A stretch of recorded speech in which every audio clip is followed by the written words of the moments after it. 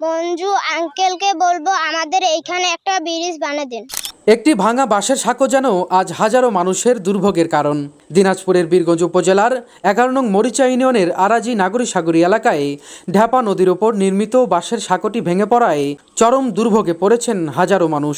দীর্ঘদিন ধরে সাঁকোটি অচল থাকায় বালাডাঙ্গি থেকে গোলাপগঞ্জ কাঠগড় দাখিল মাদ্রাসা পর্যন্ত গুরুত্বপূর্ণ সড়কে যানবাহন চলাচল সম্পূর্ণ বন্ধ রয়েছে। স্থানীয়দের দাবি, এই সাঁকোটি ছিল নদী পারাপারের একমাত্র ভরসা।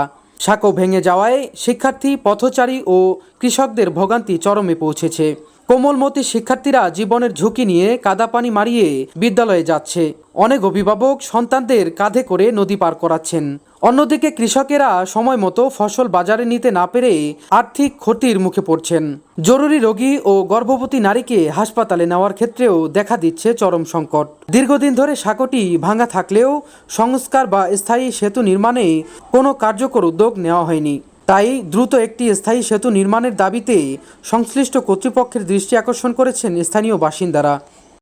আমরা তো মনে করেন যে কান ধরে যদি কাজ না করি তাহলে তো আমরা পেটে ভাত জুটবে না। স্বামী সন্তান বা এই যে মাদ্রাসার বাচ্চাগুলা স্কুলে যাইতে পারতেছে না, কলেজে যাইতে পারতেছে না। এমপি সাহেব তো এর আগের বারও দেখে গেছে, গোপাল এমপি। তাই নতুন এমপি আসছে মঞ্জুরুল হোসেন, ওনার কাছে দাবি এই রাস্তাটা আমাদের আর এই ব্রিজটা করে দেওয়ার জন্য ওনার কাছে এটা অনুরোধ জানাচ্ছি। মঞ্জু ভাই আমাদের এখানে আসছিল, বলে গেছে যে এই ব্রিজটা আমি করে দিব, কিন্তু এখনও তো এই যে বাঁশের সাঁকো ছিল, বাঁশের সাঁকো তো ভেঙে গেছে। এখন স্কুলের বাচ্চা কাচ্চারা স্কুলে যাইতে পারতেছে না।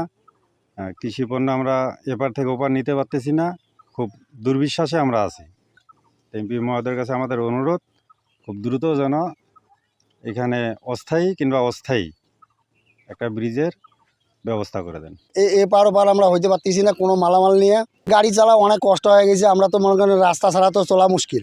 এখন এখানে মনে করেন বালাডাঙ্গি থেকে 14 হাত পর্যন্ত রাস্তাটা যদি পাকা হয় বা ব্রিজটা হয়, আমরা কিন্তু ভালোভাবে চলতে পারবো। আমাদের বাচ্চা কুরকুলডাঙ্গা স্কুলে বই পড়ে, পানির দিনে যাতায়াতের সমস্যা হয়, কোলে করে বাচ্চাদেরকে নদী পার করে দিতে হয়, ভিজে আবার বাচ্চাদেরকে নিয়ে আসতে হয়। আমাদের সরকারের কাছে একটাই দাবি যে এই ব্রিজ যাতে করে দেয় আমাদেরকে। বন্যার সময় আরও অনেক অসুবিধা হয়, যাইতে পারে না, একদম বন্ধ হয়ে যায় 2-3 মাস।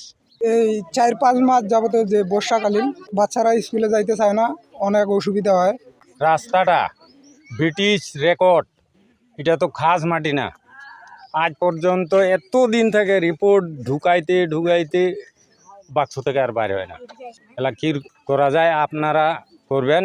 কয়েকবার এখানে ভিডিও করা হয়েছে, রেকর্ড করা হয়েছে, আমরা কথা বলছি, আজ পর্যন্ত কেউ কথাটা এবং মূল্যায়ন হয়েছে না।